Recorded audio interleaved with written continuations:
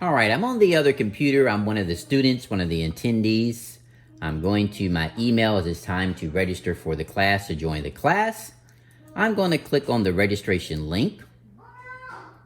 So as a student, what's happening is it takes me to the registration page. I'm going to put in my name, so that way they know who's actually joined the session. I'm going to put in my email in which the link was sent to, so that I can then get into the class. So I'm registered. It gives me a congratulations, so it knows that I'm registered for the event. It gives me the name of the event, the date and time of the event, a direct link, or I can simply join the room. I could also add it to my calendar. So if I registered for an event that's maybe a day or a week away, I could add that to my calendar, so that way I'll be reminded.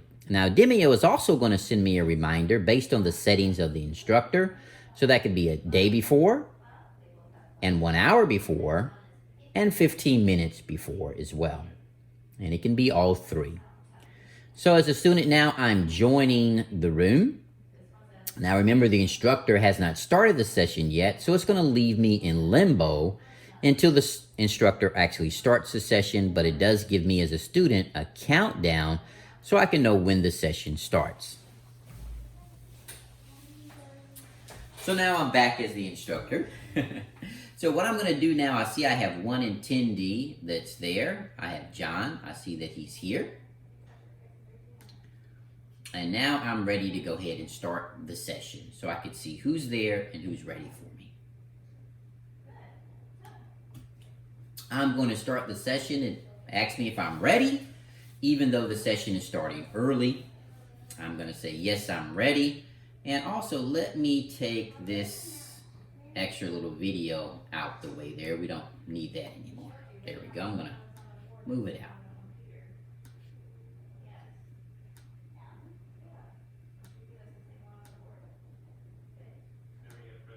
Now it's stuck. Doesn't want to go. So let's go ahead and say, yes, we are ready to start early. Going to give me a countdown.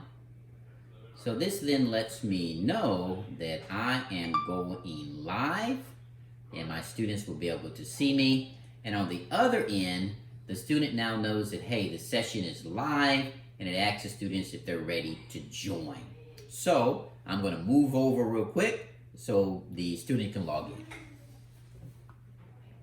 So my student now gets notification that it's ready to start, and the student is going to click the Join Room button. And the student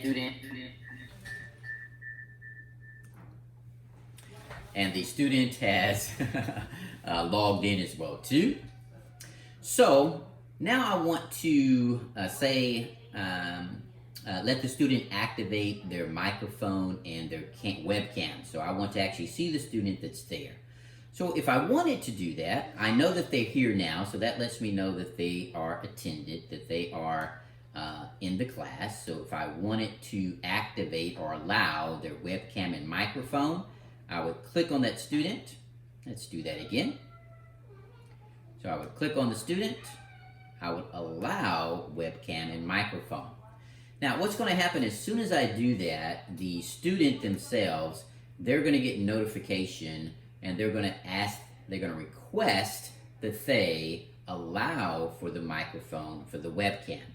Now, when they get this notification, it's up to them to actually allow that. But you send that out, and you allow them to actually activate their microphone and their camera. So in this case, let's go ahead and start that example. So on this other computer here, I'm going to click OK as the student.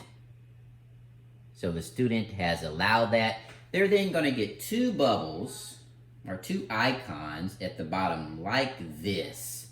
So we need to click on the microphone to activate the microphone as a student, and they would need to click here to activate the camera as a student. So let's do that for the student.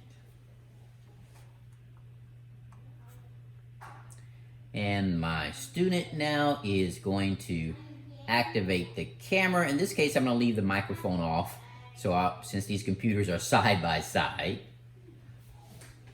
So now you see the student. See, the student is actually a camera on a phone, because I'm actually recording that screen at the same time, so that way you can see. So now, as an instructor, what I've done is I've allowed that student to activate their webcam so I can see them there. If there were another student, then I could do the same thing.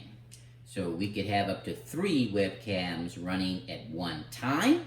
If there were a 4th, 5th, 6th, 7th, and so on, I would just disable those that I've already checked in with as an example, so that the next can come. Then I will allow the next, and allow the next, and allow the next, like so. So that's how that process would work. But remember, when you do allow for the webcam, again, the student has to click the button to, again, accept that, right? So let's close that out.